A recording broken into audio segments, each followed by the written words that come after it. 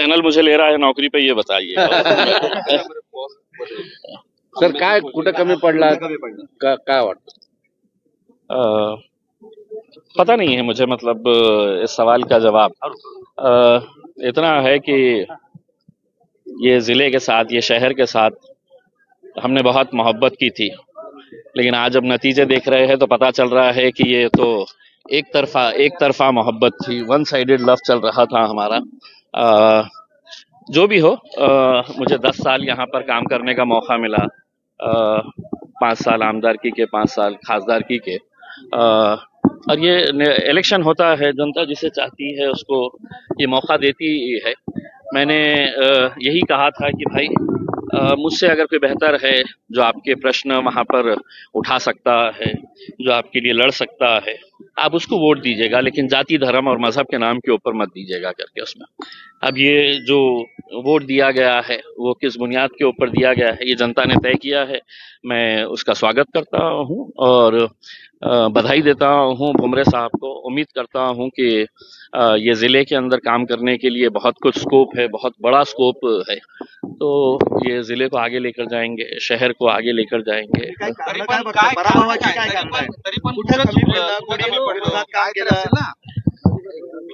क्या है, मुझे पर्सनली अगर देखा जाए तो बड़े चौंकाने वाला ये है उसमें, क्योंकि मैं खुद इस तरह का एक्सपेक्ट नहीं कर रहा था कि रिजल्ट आएगा करके. लेकिन खैर, जो भी है हम वेलकम करते हैं, जो भी जनता का फैसला है, और जनता के फैसलों को हम सर आंखों के ऊपर रखते हैं. उन्होंने ये समझा कि नहीं, इम्तियाज जलील को हमने 5 साल दिए हैं, अब इम्तियाज जलील से बेहतर कैंडिडेट हमारे पास है, तो उन्होंने उनको लोकांनी काम केलं नाही का तुमचं? देखिए, मतलब ये अब चीजें अगर एक दूसरे के ऊपर अगर हमने उंगली उठाना अभी से शुरू कर डाले, जब तक हम इसके डिटेल के अंदर नहीं जाएंगे तो तब तक हमको समझ में नहीं आएगा उसमें. लेकिन मुझे ये लगता है कि नतीजे आने के बाद है तो किसी के ऊपर, क्योंकि ऐसा होता है ना कि जो जीता वो सिकंदर. अब जीत गए है, अब उसके बाद है तो शिकायतें करके कि साहब किसका 1.25 लाख मतांनी पिछड़ी है तुमची. हाँ, ये इतना मैं एक्सपेक्ट नहीं कर रहा था. मैं पर्सनली इतना एक्सपेक्ट नहीं कर रहा था. और मैं तो ये समझ रहा था कि खैरे साहब काफी अच्छे वोट लेंगे, क्योंकि खैरे साहब ने भी बहुत मेहनत किए थे, बहुत काम किए थे लोगों के बीच में जाके उन्होंने. लेकिन उनको भी नहीं मिला है उसके अंदर. तो सगळेच पट्ट्यातून तुम्हाला प्रतिसाद मिळतो. लास्ट ईयर आपको वंचित ने आगे लेके गया, अभी इस साल वंचित का दगापन का हुआ है. देखिए, मैं जब तक है तो पूरा रिजल्ट है तो देखूंगा नहीं, समझूंगा नहीं कि कहाँ से कैसे फटके पड़े है करके उसमें.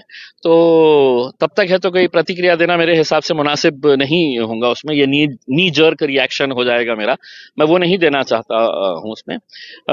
लेकिन मैं यहाँ की जनता का धन्यवाद देना चाहता हूँ कि मुझे ये मौका मिला था कि 22 दिन के अंदर उन्होंने मुझे खासदार बनाया था, दिल्ली तक भिजाया था, और दिल्ली में जाके जितने भी मैंने प्रश्न उपस्थित कर सकते थे वो करने की कोशिश किया है.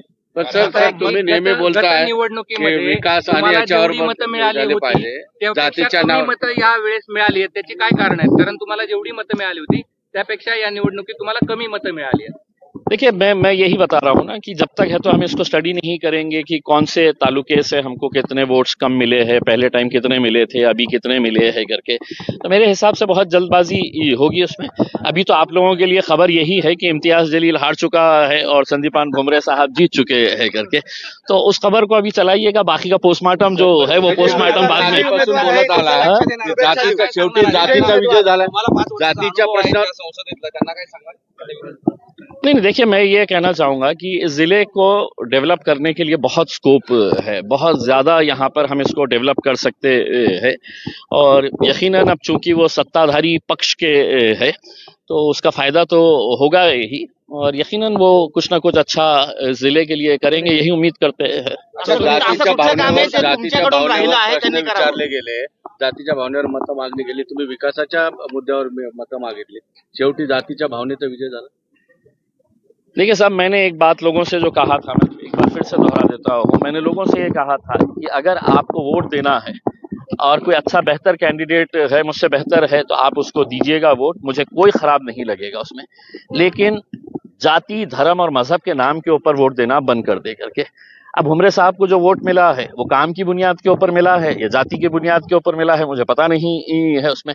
अब उसका भी एनालिसिस करके देखेंगे। अच्छा, तुम्ही एमआयएम पक्षाचे राज्याचे प्रमुख आहात, एमआयएम राज्याचे तुम्ही पक्षप्रमुख आहात इथले, राज्यातले एकूण निकालाचं सगळं बघितल्यानंतर तुमचं काय म्हणणं आहे की महाविकास आघाडीने मोठी मुसंडी मारलेली है, दुसरीकडे युतीचा बोलबाला होता, पण ते देखिए मैं इसको नहीं बहुत पॉजिटिवली इस नजरिए से देख रहा हूँ कि जो एक गुरूर और एक घमंड आ गया था कि हम 400 पार लेकर जाने वाले हैं, और महाराष्ट्र के अंदर आने के बाद इनके खासतौर से भारतीय जनता पार्टी के नेताओं का जो एक लैंग्वेज था कि हम 45 सीटें लेकर आने वाले हैं, को कहता था कि 48 में से 46 सीटें लेकर आने वाले हैं, तो ये अगर हकीकत में देखा जाए तो एक घमंड और गुरूर की भाषा थी। जनता है तो आपको तो 10 पे भी लाके पटक सकती है, और अगर जनता के दिल में है तो आप 48 के 48 जीत सकते हैं करके। तो एक बहुत पॉजिटिव मैसेज इससे ये गया है कि जो लोग जमीन से जुड़े रहेंगे, जाति धर्म और मजहब के मुद्दों को नहीं उठाएंगे, विकास के बारे में बात करेंगे, तो लोग अब उसका साथ देंगे, क्योंकि अब लोग भी बहुत होशियार हो चुके हैं। मुबारक है, बहुत बहुत मुबारक है। विधानसभा लढवणार का? देखिए मैं अभी मेरे हाथ में कुछ भी नहीं होता है, ये मेरे पार्टी के अध्यक्ष बैरिस्टर असदुद्दीन अवैसी साहब के ऊपर फैसला है, लेकिन इस रिजल्ट के बाद ये भी हो सकता है कि इम्तियाज जलील का 24 साल का पत्रकारिता का टर्म था, 10 साल का राजनीति का टर्म भी हो सकता है उसमें। देखेंगे आगे। पत्रकारिता में अच्छा ऑप्शन अगर मिल गया तो बूम पकड़ के यहाँ पे खड़े हो जाएंगे उसके अंदर।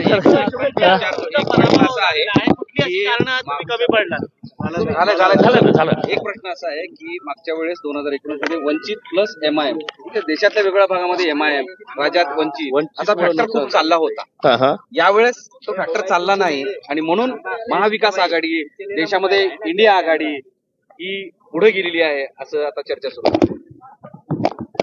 काय आहे की म्हणजे मी पुन्हा एकदा आपल्याला सांगतो की जोपर्यंत आपण सगळं डिटेल्स काढत नाही की विनिंग कॅन्डिडेटला कुठे किती मतं मिळालेले आहे, जे पराभव झालेले आहे, मी असू द्या किंवा खैरे साहेब असू द्या, आणि जे दुसरे जे कॅन्डिडेट्स आहे, एक तर मी स्पष्टपणे सांगतो की या देशामध्ये इलेक्टोरल रिफॉर्म्स आणण्याची खूप आवश्यकता आहे। असे किती कॅन्डिडेट्स आहे की ज्यांनी 1000 मतं, 500 मतं, 2000 मतं, 3000 मतं घेतलेले आहे। म्हणजे याचा अर्थ हे होतो की आपण इलेक्शनला इतकं कॅज्युअली घेतो आणि एक एंटरटेनमेंट सारखं आपण हे करतो। मला असं वाटतं की एक खूप जबाबदारीचा एक हे आहे, कॉन्स्टिट्यूशनल याच्यामध्ये काहीतरी अमेंडमेंट करण्याची आवश्यकता आहे, आणि जो कोणी इलेक्शन लढण्यास इच्छुक असेल आणि त्याला 1000, 2000, 3000 मतं मिळणार असेल तर कुठेतरी काही नियम बदलण्याची आवश्यकता आहे। आणि ते माझी अपेक्षा हे आहे की या सरकारने पहिल्या अधिवेशनामध्ये इलेक्टोरल रिफॉर्म्स आणून हे जे बिनकामाचे जे कॅन्डिडेट्स असतात, जे फक्त एंटरटेनमेंटसाठी हे इलेक्शनमध्ये उभे राहतात, त्यांच्यासाठी काहीतरी करण्याची आवश्यकता आहे। जाती आणि धार्मिक ध्रुवीकरणाला यावेळेस मतदारांनी नाकारलंय, कारण तुमच्यासारखे पक्ष जाती आणि धार्मिक ध्रुवीकरणाला खतपाणी घालायचे आणि इतर पक्ष सुद्धा हे अनेकदा समोर आले। आपल्या समोर आलेलं असेल, पण मी मागच्या 10 वर्षामध्ये कधीही जाती धर्माचा हे केलं नाही, आणि दुसऱ्या पक्षांनाही मी विनंती करत होतो की आपण ही जाती धर्माच्या मुद्द्यावर आपण इलेक्शन लढू नये, कारण मी तर लोकांना हे स्पष्टपणे सांगितलं होतं की कॅन्डिडेटला बघून ते इंडिपेंडेंट का असू नये। हा प्रश्न देशव्यापी आहे, देशातले मतदार, देशातली जनता जातीय धार्मिक ध्रुवीकरणाला नाकारलेली आहे का, हा साधा प्रश्न आहे। नाही, 100% इंडिया म्हणजे आपण या देशाचे जितके मतदार आहे त्यांना धन्यवाद द्यायला पाहिजे। उशीर का होईना, बेटर लेट देन नेव्हर आपण असं म्हणतो ना, की इतकं वर्षानंतर कमीत कमी लोकांना हे कळालेलं आहे की राजनीतीमध्ये जाती धर्माचा नाव घेऊन हे मुद्दा तयार करून कशा निवडणूक लढायचं, कशा निवडणूक जिंकायचं, हे अनेक वर्षापासून या देशामध्ये सुरू होतं। कमीत कमी आता हे पॉझिटिव्ह चेंज आपल्याला बघायला मिळत आहे। मी पर्सनली याचं वेलकम करतो।